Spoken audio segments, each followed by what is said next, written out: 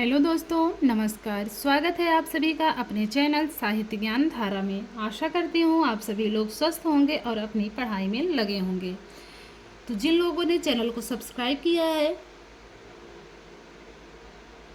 उनका बहुत बहुत धन्यवाद, बहुत बहुत आभार।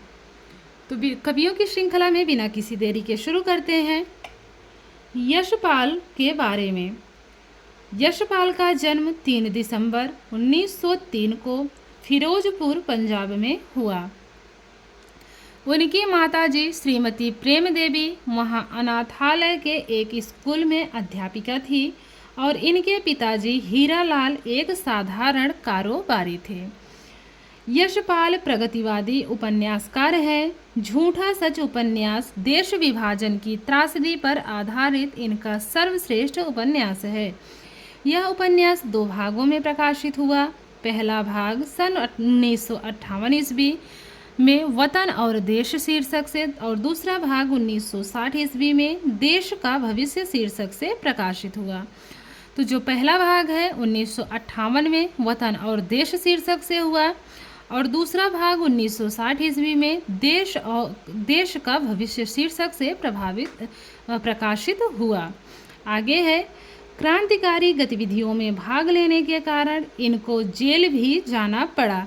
जेल से मुक्त होने के बाद इन्होंने विप्लव नामक पत्र निकाला। यशपाल ने पिंजरे की उड़ान और वो दुनिया कहानियां जेल में ही लिखी थी। आगे देखते हैं। यशपाल ने अपनी आत्मकथा सिंहावलोकन में अपने साथ साथ भगत सिंह व चंद्रशेखर आज़ाद की क्रांतिकारी गतिविधियों का भी निरूपण किया है। यशपाल प्रसिद्ध कहानीकार भी हैं। उन्होंने कुल 206 कहानियाँ लिखी थी। ऐसा माना जाता है कि उनकी कहानियों की संख्या 206 है। यशपाल की समस्त कहानियाँ 17 कहानी संग्रहों में प्रकाशित हुई। अब देखते हैं यशपाल की रचनाओं के बारे में। सबसे पहले है उपन्यास। दादा कामरेड 1941, देशद्रोही 1943 ईस्वी, दिव्या 1945 ईस्वी, पार्टी कामरेड 1946 ईस्वी, मनुष्य के रूप 1949, अतिमा 1956, झूठा सच 1958 से लेकर 1960। इसके 2 भाग हुए थे। 1958 में वतन और देश शीर्षक से प्रकाशित हुआ और 1960 में देश का भविष्य नाम से प्रकाशित हुआ था। 12 घंटे 1964 ईस्वी। तो इसको कनेक्ट कैसे करेंगे? जो यशपाल हैं, यशपाल के दादा, तो जो यशपाल के दादा हैं वो क्या हैं? देशद्रोही दिव्या की पार्टी में मनुष्य के रूप में जाते हैं। जो यशपाल हैं उनके दादा देशद्रोही दिव्या की पार्टी में मनुष्य के रूप में जाते हैं। वहाँ पर क्या होता है, अमिता नाम की कोई लड़की मिलती है और उससे 12 घंटे तक वो क्या करते हैं, तेरी मेरी उसकी बात झूठा सच करके बताते हैं। यशपाल के दादा देशद्रोही दिव्या की पार्टी में जाते हैं मनुष्य के रूप में। वहाँ पर उनको अमिता नाम की कोई लड़की मिलती है तो वो अमिता के साथ क्या करते हैं, 12 घंटे तक कहते हैं कि तेरी मेरी उसकी बात जो भी था वो अपना झूठ और सच करके बताते हैं। तो ऐसे कनेक्ट कर लेंगे। आगे हैं, जो रचना है इनकी तेरी मेरी उसकी बात 1974 ईस्वी समय माना जाता है और 1942 की क्रांति पर आधारित रचना मानी जाती है। अब बात करते हैं प्रसिद्ध कहानियों की। मक्रील, सन्यासी, दूसरी नाक, निर्वासिता, ज्ञानदीप, तर्क का तूफान, अभिशप्त, रोटी का मोल, आदमी का बच्चा, शंभू, भस्मावृत, चिनगारी, फूलों का कुर्ता और जीत की हार, डॉक्टर। अब बात करते हैं इनकी कहानी संग्रह की।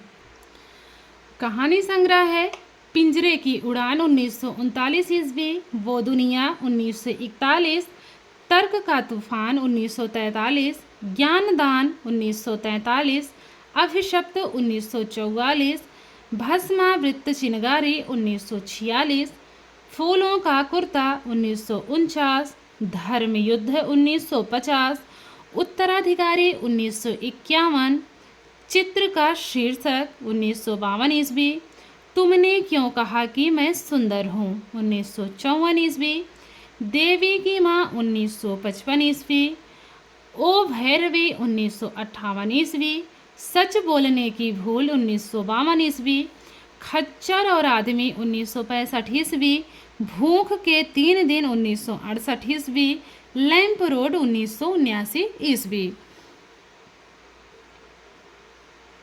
तो इनके कुल 17 कहानी संग्रह माने जाते हैं जो आप लोगों के सामने प्रस्तुत हैं। आगे है निबंध संग्रह। अब निबंध संग्रह की बात कर लेते हैं। न्याय का संघर्ष 1940 ईस्वी, मार्क्सवाद 1940, गांधीवाद की शव परीक्षा 1941, चक्कर क्लब 1942, बात बात में मात 1950, चीनी कम्युनिस्ट पार्टी 1951 ईस्वी, राम राज्य की कथा 1951 ईस्वी, देखा सोचा समझा 1951 ईस्वी, बीबी जी कहती हैं मेरा चेहरा रोबिला है 1951, जग का मुजरा 1962 ईस्वी। तो ये सारे के सारे इनके क्या हैं, निबंध संग्रह हैं।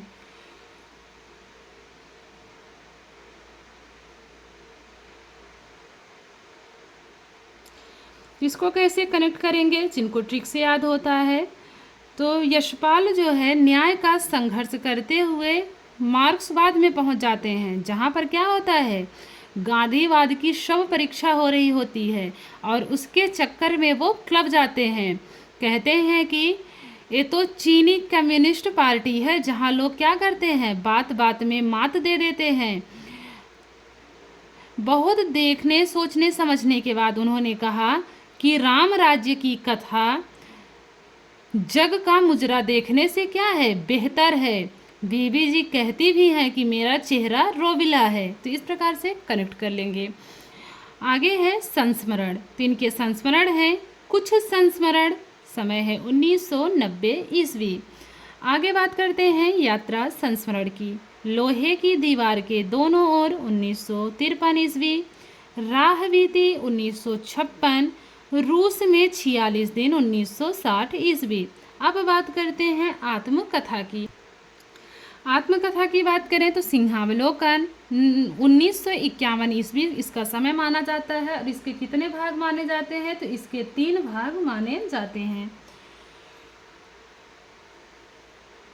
अब बात करते हैं पुरस्कार की।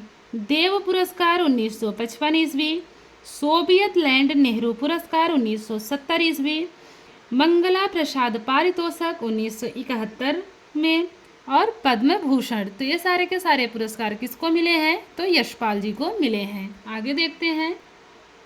तो जितना भी इनके बारे में तथ्यात्मक जानकारी थी यशपाल के बारे में हम लोगों ने पढ़ लिया, इनकी महत्वपूर्ण रचनाओं के बारे में पढ़ लिया। अब हम लोग इसको देखते हैं प्रश्नोत्तरी के माध्यम से कि परीक्षा में किस प्रकार से प्रश्न बन सकते हैं। पहला प्रश्न है, यशपाल का देश विभाजन की त्रासदी पर आधारित उपन्यास है। ऑप्शंस हैं दादा कामरेड, देशद्रोही, झूठा सच या फिर दिव्या। तो झूठा सच है, तीसरा वाला ऑप्शन बिल्कुल सही है। आपके सामने अगला प्रश्न है, यशपाल के किस उपन्यास के वतन और देश तथा देश का भविष्य नाम से 2 भागों में शीर्षक है। दादा कामरेड, देशद्रोही, झूठा सच या फिर दिव्या। तो वो है देशद्रोही। यशपाल ने जेल में मुक्त होने के बाद कौन सा पत्र निकाला था, चिनगारी, विप्लव, क्रांतिदूत या फिर वतन। तो विप्लव था। आगे है, यशपाल का जन्म कब हुआ, 1901, 1902, 1903 या फिर 1904 ईस्वी। तो यशपाल का जन्म हुआ था 1903 ईस्वी में। कौन सी कहानी यशपाल ने जेल में लिखी थी, दूसरी नाक, मकरील, रोटी का मोल, वो दुनिया। तो ये जो चौथा वाला ऑप्शन है बिल्कुल सही है। यशपाल का पहला उपन्यास है दादा कामरेड, पार्टी कामरेड, अमिता या फिर देशद्रोही। तो दादा कामरेड इनका पहला उपन्यास माना जाता है। अगला प्रश्न है, पहला कहानी संग्रह। यशपाल का पहला कहानी संग्रह है वो दुनिया, तर्क का तूफान, पिंजरे की उड़ान या फिर देवा की माँ। तो वो रचना है पिंजरे की उड़ान। तीसरा वाला ऑप्शन बिल्कुल सही है। यशपाल के कुल कितने कहानी संग्रह प्रकाशित हुए? 15, 16, 17, 18। तो कुल 17 कहानी संग्रह इनके प्रकाशित हुए थे, कुल 17। आगे देखते हैं, यशपाल की आत्मकथा सिंहावलोकन के कितने भाग हैं? 2, 3, 4 या 5। तो सिंहावलोकन के कुल 3 भाग हैं। यशपाल का जन्म कहाँ हुआ? बेनीपुर गांव मुजफ्फरपुर बिहार, भयाना ग्वालियर मध्य प्रदेश, फिरोजपुर पंजाब या फिर चुनार गांव मिर्ज़ापुर उत्तर प्रदेश। तो इनका जन्म यशपाल का फिरोजपुर पंजाब में हुआ था। तीसरा वाला ऑप्शन बिल्कुल सही है। झूठा सच उपन्यास का पहला भाग वतन और देश कब प्रकाशित हुआ? 1960, 1961, 1964 या फिर 1958। तो 1958 में प्रकाशित हुआ। झूठा सच उपन्यास का दूसरा भाग देश का भविष्य कब प्रकाशित हुआ? 1960, 1961, 1964 या फिर 1958। तो जो सही जवाब है इसमें वो है 1960 ईस्वी। अगला प्रश्न देखते हैं, यशपाल के द्वारा रचित कितनी कहानियां मानी जाती हैं? 206, 204, 202 या फिर 200। तो कुल 206 कहानियां मानी जाती हैं। यशपाल का पहला उपन्यास कब प्रकाशित हुआ? 1940, 41, 42 या फिर 43। तो जो यशपाल हैं उनका पहला उपन्यास 1941 ईस्वी में प्रकाशित हुआ। अगला है, यशपाल का ऐतिहासिक उपन्यास है दिव्या, अमिता, आ और बा दोनों, दादा कामरेड। तो यशपाल का ऐतिहासिक उपन्यास दोनों माना जाता है, दिव्या और अमिता। फूलों का कुर्ता रचना की विधा है उपन्यास, कहानी, नाटक या फिर निबंध। तो जो फूलों का कुर्ता है इसकी विधा कहानी है। इनमें से कौन सी रचना यशपाल का संस्मरण है? भूख के 3 दिन, कुछ संस्मरण, देवा की माँ, ज्ञानदान। तो जो यशपाल का संस्मरण है इसमें है कुछ संस्मरण। अगला प्रश्न है, यशपाल की आत्मकथा सिंहावलोकन का प्रकाशन वर्ष है 1950, 1951, 1944 या फिर 1948। तो सिंहावलोकन का प्रकाशन वर्ष है 1951 ईस्वी। यशपाल के कहानी संग्रहों का प्रकाशन वर्ष के अनुसार सही अनुक्रम किस विकल्प में है? वो दुनिया, तर्क का तूफान, पिंजरे की उड़ान। तो जो इसमें सही ऑप्शन है वो वाला है चौथा ऑप्शन। सबसे पहले क्या आएगा? पिंजरे की उड़ान। पिंजरे की उड़ान की बात करें तो इसका समय है 1939 ईस्वी, वो दुनिया 1941 और तर्क का तूफान 1943 ईस्वी माना जाता है। तो इसमें जो चौथा वाला ऑप्शन है वो बिल्कुल सही है। अगला प्रश्न देखते हैं, तुमने क्यों कहा कि मैं सुंदर हूँ? यशपाल की इस रचना की विधा है उपन्यास, नाटक, कहानी या संस्मरण। तो वो है कहानी विधा। यशपाल का इनमें से कौन सा संस्मरण नहीं है? लोहे की दीवारों के दोनों ओर, रूस में 46 दिन, राह बीती, बात बात में मात। तो जो इसमें दूसरा वाला ऑप्शन है ये सही नहीं है, अन्य तीनों इनके संस्मरण है। अगला प्रश्न है, चक्कर क्लब निबंध के रचयिता कौन है? अज्ञेय, भगवती चरण वर्मा, यशपाल या फिर देवा की माँ। तो चक्कर क्लब निबंध के रचयिता माने जाते हैं यशपाल। यशपाल के अधिकतर निबंध किस प्रकार के हैं? ऐतिहासिक, मार्क्सवादी, पूंजीवादी, समर्थक या फिर आध्यात्मिक। तो वो मार्क्सवादी माने जाते हैं। अगला प्रश्न है, इनमें से कौन सा कहानी संग्रह नहीं है? वो भैरवी, 12 घंटे, चित्र का शीर्षक, लैंप रोड। तो वो है 12 घंटे। यशपाल को देव पुरस्कार कब दिया गया? 1955, 1951, 1952 या फिर 1953। तो यशपाल को देव पुरस्कार 1955 ईस्वी में दिया गया। यशपाल को सोवियत लैंड नेहरू पुरस्कार कब दिया गया? 1969, 70, 71 या 72। तो 1970 में इनको सोवियत लैंड नेहरू पुरस्कार दिया गया। अगला प्रश्न है, यशपाल को मंगला प्रसाद पारितोषिक कब दिया गया? 1969, 70, 71 या 72? तो मंगला प्रसाद पारितोषिक इन्हें 1971 ईस्वी में दिया गया। अगला प्रश्न है, तेरी मेरी उसकी बात उपन्यास कब प्रकाशित हुआ? 1969, 1970, 1971 या फिर 1974? तो तेरी मेरी उसकी बात उपन्यास 1974 ईस्वी में प्रकाशित हुआ। देख लेते हैं अगला प्रश्न। पार्टी कामरेड उपन्यास का प्रकाशन वर्ष है 1950, 1951, 1944 या फिर 1947? तो पार्टी कामरेड उपन्यास का प्रकाशन वर्ष है 1947 ईस्वी। तो आशा करती हूँ आज की वीडियो आप लोगों को अच्छी लगेगी। वीडियो अच्छी लगेगी तो उसको ज़रूर लाइक कीजिएगा और कमेंट करके भी आप लोग बता दिया करिए। मैं कोशिश करती हूँ कि कम से कम समय में ज़्यादा से ज़्यादा बातें हम लोग जान लें।